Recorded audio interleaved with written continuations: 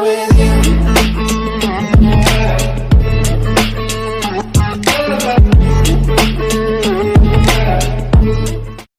Selamat datang di channel saya Serangga Gatal. Jangan lupa di subrek, like and share. Mimin doakan semoga kita sehat semua. Oke, kita mulai. Untaian energi melilit Sue Ying, menyebabkan ruang itu sendiri terdistorsi. Sue Ying tidak menahan energi meskipun dia bisa dengan jelas menggunakan ekstreme piercing-nya untuk keluar secara paksa. Lingkungannya berubah. Sue Ying dipindahkan dari ladang rumput ke berdiri di aula tertutup. Aula ini sepenuhnya tertutup rapat, dengan beberapa lampu kristal api menerangi tempat itu. Harta karun demigod yang kuat ditampilkan di dalamnya. Ada juga beberapa item mage yang relatif kuat, harta yang unik, dan formasi arai yang kuat. Pengganti Tetua Dongbu, sudah ada orang suci transenden di aula. Tetua Ning, Sue Ying mengenali orang ini yang memiliki pedang ilahi di punggungnya sebagai seseorang yang disebut Ning Nan. Saat ini, ia berada di peringkat ke-25 di peringkat Sein. Mereka berdua saling menyapa sebentar sebelum melanjutkan pencarian mereka untuk harta. Sue Ying berjalan di dalam aula sambil memeriksa harta karun. Di masa depan, ketika dia pergi berperang melawan iblis, dia terutama akan membutuhkan jubah pelindung. Ketika senjatanya sendiri tidak bisa menangkis serangan, jubah berkualitas tinggi mungkin bisa menyelamatkan hidupnya. Setelah itu, benda penting berikutnya adalah tombak yang bagus. Ini cukup bagus. Setelah melihat semua berbagai jubah peringkat demigod, dia akhirnya memilih salah satu dari mereka. Sue Ying membaca deskripsi, jubah awan air api. Dimurnikan oleh penyihir hebat demigod yang memahami makna sejati air dan api. Dia menghabiskan lebih dari 10 tahun memperbaikinya, memanfaatkan misteri mendalam dari gelombang yang merupakan bagian dari makna sejati air dan api dalam membangun model mantra untuk memperbaiki jubah ini. Saat mantra ini diaktifkan, akan ada gelombang tak terlihat yang dipancarkan dari jubah untuk melindungi pemakainya dan memisahkan mereka dari semua serangan. Tahap puncak Sein Realm Transcendence hampir tidak akan mampu menembus gelombang pelindung, dan bahkan jika mereka menembus jubah ini, kekuatan serangan mereka akan sangat melemah. Itu adalah harta peringkat demigod kelas menengah, dan biayanya adalah 32.000 poin kontribusi. Ini dia, Sue Ying mengambil jubah itu dan mencobanya. Bahan yang digunakan untuk membuat jubah ini luar biasa, dan demigod sendiri pasti tidak akan bisa menghancurkannya. Namun, beberapa kekuatan peledak yang kuat masih akan dapat melewati dan mencapai tubuhnya. Selain itu, serangan biasanya ditargetkan pada wajah dan tenggorokan seseorang, yang tidak dilindungi jubah ini. Jika dia diserang di wajah atau tenggorokannya, dia harus bergantung pada gelombang jubah yang tidak terlihat ini untuk perlindungan. Gelombang dari makna sejati air dan api. Sue Ying mengaktifkan mantranya. Air mewujudkan riak ombak. Api mewujudkan penyebaran gelombang api. Makna sejati penyihir besar air dan api dari penyihir demigod telah mencapai pencapaian puncak yang hampir mencapai tahap kondensasi hati dewa sejati. Keahliannya adalah di bidang ombak, memungkinkannya untuk memperbaiki harta demigod ini. Harta karun demigod, bukanlah sesuatu yang bisa diperbaiki oleh penyihir demigod biasa. Sangat tangguh, menjalin air dan api sedemikian rupa seolah-olah mereka kembar. Gelombang yang terbentuk digunakan untuk saling menumpuk, membuatnya sangat misterius dan tidak dapat diprediksi. Saat Sue Ying mengaktifkan mantra, dia bisa merasakan lapisan gelombang padat di permukaan tubuhnya. Gelombang ini sangat misterius. Menjadi cukup terpelajar di bidang air dan api, ia dapat dengan mudah mengaktifkan mantra. Namun, dengan pemahamannya saat ini, dia masih cukup jauh dari memahami model. Terlepas dari jenis serangan yang masuk, mereka harus dilemahkan oleh gelombang bergelombang ini, menyebabkan kekuatan serangan itu menjadi sangat berkurang. Gelombang ini bahkan dapat menyamai kekuatan tahap puncak Sein Transcendent. Sue Ying mengangguk dalam benaknya. Meskipun ada jubah pelindung lain yang jauh lebih baik, Sue Ying tahu bahwa harta yang berkaitan dengan pertahanan pada awalnya sangat mahal. Menghabiskan 32.000 poin kontribusi untuk jubah ini sudah dianggap mahal. Jika dia memiliki jubah ini, dia akan dapat menyerang dengan santai bahkan ketika menghadapinya secara langsung. Tidak ada transenden di bawah tahap puncak alam Sein akan dapat melukainya dengan cara apapun. Sedangkan untuk Saint Transcendence tahap puncak, mereka hampir tidak akan bisa menembus lapisan gelombang. Dengan pertahanan kuat seperti itu, ketika serangan itu mencapai dirinya, kekuatan akan habis. Ancaman yang dibawa kepadanya oleh 10 peringkat teratas dalam peringkat Saint akan dikurangi setengahnya. Adapun tombak, aku akan memilih ini. Sui Ying dengan cepat menemukan tombak yang dia inginkan. Dalam pertempuran dengan iblis, memiliki senjata yang bagus adalah suatu keharusan. Seperti jubahnya, Sui Ying membaca deskripsi yang melekat pada tombak. Stellar Recruit Spear, ujung tombak ini disempurnakan dari Stellar Stone yang dikumpulkan dari Dewa Dunia, dan batang tombak yang disempurnakan dari Recruit Metal. Dengan bahan luar biasa seperti itu, ia ditinggalkan oleh seorang tamu dari dunia lain setelah sekarat. Beratnya 7.500 kg, tanpa kualitas luar biasa selain ketajamannya. Harta peringkat demigod kelas menengah yang berharga 30.000 poin kontribusi. Buang-buang, pikir Sui Ying. Recruit Metal, Deity World Stellar Stone. Bahan yang digunakan sangat mewah. Kalau saja itu disempurnakan oleh penyihir yang sangat kuat dengan beberapa mantra-mantra terukir. Misalnya, memiliki mantra untuk membuat ilusi, atau untuk meningkatkan kecepatan teknik tombak, atau mungkin memasukkan beberapa efek beracun yang menakutkan padanya. Siapa yang mengira bahwa tidak ada satu model mantra pun yang disempurnakan ke dalamnya? Betul. Ini adalah tombak yang sama sekali tidak memiliki bukti formasi susunan magis. Itu diberi nilai seperti itu hanya karena bahan yang digunakan dalam memurnikannya. Hanya Deity World Stellar Stone saja yang akan memberinya harga lebih tinggi daripada bahan yang digunakan untuk membuat harta peringkat demigod kelas menengah lainnya. Sangat disayangkan bahwa ini adalah harta demigod yang disempurnakan sepenuhnya, sehingga tidak ada yang bisa mendekonstruksi itu untuk mendapatkan Deity World Stellar Stone. Satu-satunya keuntungan senjata ini adalah bahwa Deity World Stellar Stone digunakan untuk menghaluskan ujung tombak, memberinya ketajaman yang tak tertandingi. Karena sangat tajam, ia diberi peringkat senjata demigod kelas menengah.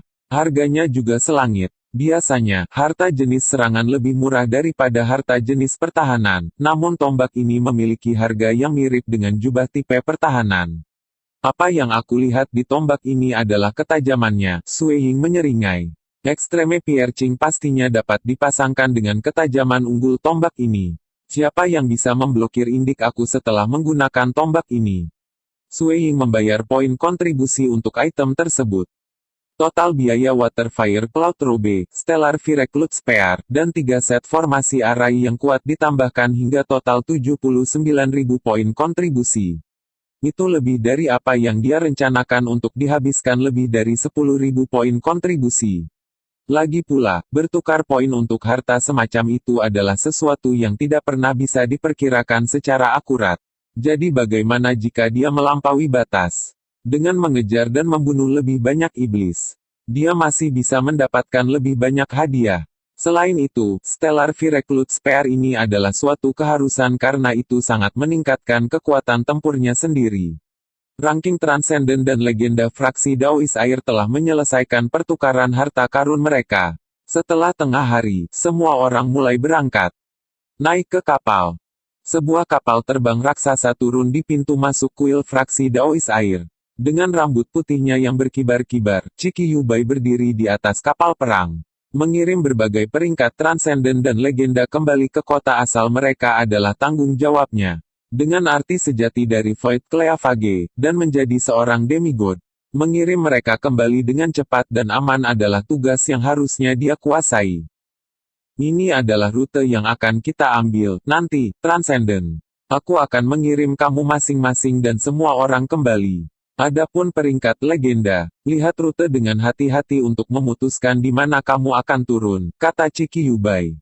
Peta besar yang menampilkan berbagai rute dipasang di sebelah pintu masuk kapal perang. Dalam 5 provinsi, banyak tempat ditandai, menunjukkan di mana kapal akan berhenti. Semua orang melihat sekilas dan memikirkan di mana mereka ingin turun. Murid Sui Ying, Jing Qiyu kaget mendengar berapa banyak yang telah dihabiskan Sui Ying untuk barang-barangnya. Kamu telah menghabiskan 17.000 poin kontribusi untuk membeli arai. Harga yang sangat mahal. Aku percaya bahwa setiap formasi arai harus menunda demigod untuk beberapa waktu, dan tidak seorang pun di bawah ranah demigod dapat menembus arai seperti itu. Sebenarnya, tidak perlu membeli arai yang gitu bagus. Menghabiskan 5.600 poin kontribusi harus cukup untuk membeli arai yang cukup. Arai benar-benar berbeda dari peralatan mage. Memang mereka berbeda. Peralatan mage adalah versi skala yang lebih kecil dari sebuah arai, dan peralatan mage juga portabel. Arai ditempatkan secara permanen tanpa mobilitas apapun.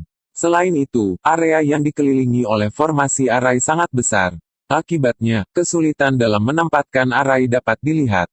Arai yang harganya 17.000 poin kontribusi dapat membeli peralatan mage senilai puluhan ribu poin kontribusi.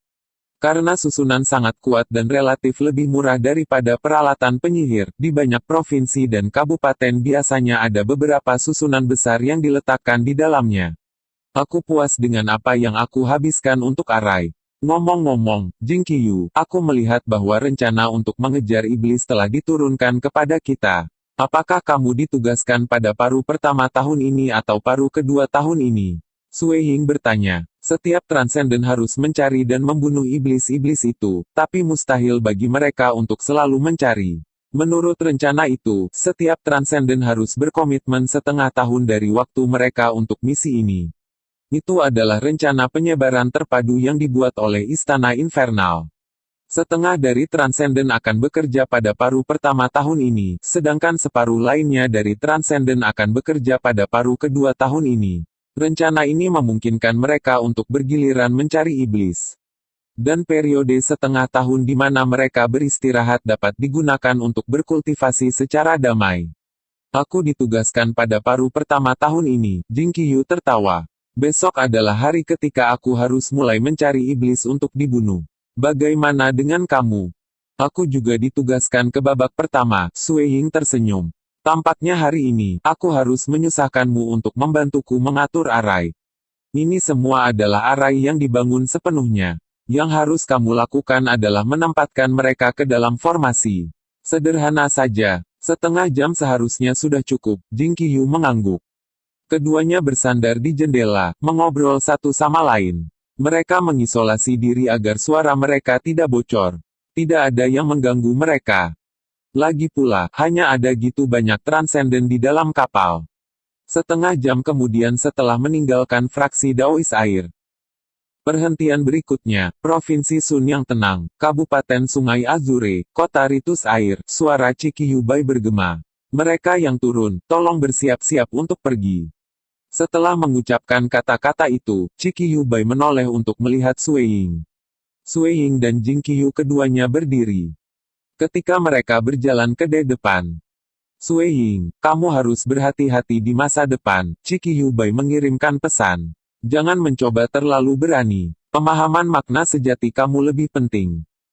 Kakak angin abadi. Kamu harus hati-hati juga. Kita tidak boleh memandang rendah iblis-iblis itu, jawab Sui Ying. Keduanya mengobrol sebentar. Kapal perang itu merobek ruang, keluar dari kehampaan. Menghadap pemandangan di bawah, kapal perang melayang di atas gunung tertinggi di antara rantai pegunungan. Lokasi ini tidak lain adalah Gunung Snow Rock tempat Kastil Snow Rock dibangun. Kastil Snow Rock, Sui Ying mengungkapkan senyum. Ini adalah tempat di mana dia tumbuh dewasa, dan tentu saja, tempat yang dia punya perasaan mendalam. Kastil Snow Rock penuh dengan kegembiraan dan aktivitas.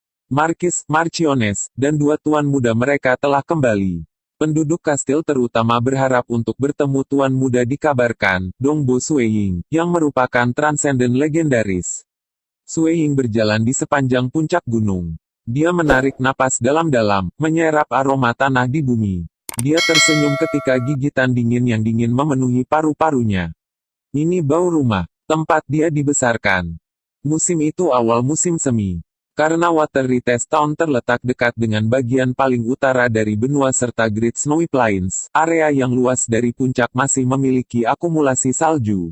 Sui Ying sengaja menciptakan suara berderak dengan masing-masing langkahnya saat dia berjalan melintasi salju. Meskipun ia memilih untuk bersusah payah menembus salju, para pelayan dan penjaga Dongboklan telah menyapu jalan utama yang bersih dari salju.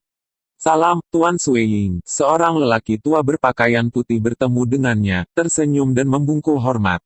Mage Bai Yuanzi, Sueying tertawa. Sepertinya kamu belum banyak berubah sejak terakhir kali aku melihatmu. Tuan Sueying, kaulah yang belum banyak berubah. Kamu masih semuda dulu, jawab Bai Yuanzi. Dia telah menyaksikan Sueying bertransformasi dengan matanya sendiri, dari seorang remaja yang relatif luar biasa menjadi kehidupan yang dia sendiri bahkan tidak bisa bayangkan. Selama bertahun-tahun sekarang, Mage Bai Yuanzi telah meminjam sumber daya dari klan Dongbo yang memungkinkannya untuk mencapai peringkat Silver Moon. Setelah semua, klan Dongbo telah mencapai posisinya sebagai klan nomor 1 di Azure River County dan menduduki peringkat di antara 3 klan paling kuat di Provinsi Sun Tenang. Murid Sueying, sebuah suara lembut terdengar. Jing Qiyu tiba di samping Sueying dalam 2 langkah. Salam Mage Yu, Bai Yuanzi menyapa Jing Qiyu dengan hormat. Untuk beberapa waktu sekarang, dia sudah tahu tentang penyihir perempuan transenden lainnya yang berasal dari Kabupaten Sungai Azure. Jing Qiyu, ini Mage Bai Yuanzi, Sueying memperkenalkan. Lain kali kamu berkunjung untuk berkultivasi, akan lebih baik jika kamu menunjukkan beberapa petunjuk kepadanya. Tentu saja, Jing Qiyu tersenyum pada Bai Yuanzi. Mage Bai, setelah aku selesai membangun Mage Manor aku, kamu mungkin sesekali mengunjungi aku di sana. Terima kasih, Tuan Sueying. Terima kasih, Mage Yu, kata Bai Yuanzi. Dia cukup senang dengan undangan itu. Dengan 3 peringkat legenda dan beberapa puluh peringkat Silver Moon, Dongbo Clan saat ini memiliki kekuatan pertempuran yang kuat. Di antara mereka, Bai Yuanzi tidak dianggap sebagai bakat luar biasa yang bersinar di antara kekuatan ini. Status istimewanya semata-mata karena fakta bahwa ia mengenal Sueying dari masa muda Sueying. Demikian juga, Bai Yuanzi mengajar King Si. Karena itu, pencapaian ini memberinya status khusus. Setelah berinteraksi sebentar untuk 1 atau 2 kalimat, Sueying dan Jing Qiyu melanjutkan, berdampingan. Jadi, disinilah kamu tumbuh dewasa. Jing Qiyu dengan penasaran memandang sekelilingnya. Menghirup udara di sini membuat aku merasa berbeda. Aku merasa seperti di rumah. Sueying berjalan maju dengan sangat akrab. Oh iya, sudah selesai mengatur arai. Ini tugas yang sangat mudah, Jing Qiyu mengangguk. Seluruh puncak Snow Rock Mountain tercakup dalam area arai. Dengan 3 susunan besar ini, aku yakin tidak ada iblis yang berani menyerang. Petik 2. Jing Qiyu menatap Sueying dengan rasa ingin tahu. Dia merasakan keterikatan dan perasaan Sueying untuk tanah ini. Dia melihat sekelilingnya, mempelajari tempat di mana cintanya tumbuh. Makan malam-malam itu sangat megah, karena Sueying dan Jing Qiyu akan pergi keesokan harinya. Aku punya sesuatu yang penting untuk dikatakan, kata Sueying setelah makan malam. Mendengar kata-katanya, seluruh Dongbo Clan dan Yu Clan terdiam. Lagi pula, seorang Santo Transenden sedang berbicara kepada mereka. Aku senang kalian semua bisa pulang dari dunia infernal. Meskipun mungkin relatif lebih aman di sana, tinggal di sana tidak baik untuk manusia. Tidak banyak yang bisa dilakukan di dunia infernal. Kita yang transenden dapat hidup di sana dan mengejar tujuan kita sendiri. Namun bagi manusia, dunia infernal benar-benar hanya sebuah penjara. Sueying tertawa. Sekarang kita kembali ke dunia fana. Saatnya bagi kalian semua untuk melenturkan beberapa otot kamu. Pada saat itu, semua orang tertawa. Itu benar. Baik klan Dongbo dan klan Yu adalah klan dengan transenden. Seberapa pentingkah mereka di dunia fana? Di ibu kota Xia, manusia dari klan ini tidak bisa melakukan apapun selain menahan diri. Dunia infernal memiliki gitu banyak peringkat legenda, dan seluruh tempat menampung lebih dari setengah transendensia klan. Untuk manusia biasa, hidup di dunia infernal seperti hidup seperti serangga padi. Ada sangat sedikit outlet hiburan untuk manusia. Hari-hari akan sangat membosankan, dan tinggal di sana berarti menyia-nyiakan hidup mereka. Meskipun bahayanya lebih besar di dunia fana, tetap saja tidak apa-apa. Selama tahun terakhir ini, pertempuran antara klan Xia kita dan iblis telah mencapai puncaknya. Saat ini, iblis-iblis telah mempelajari pelajaran mereka dan bersembunyi di celah-celah dan celah-celah dunia. Bahkan setelah mencari untuk jangka waktu yang lama, demigod Xia klan kami tidak dapat menemukan iblis tunggal.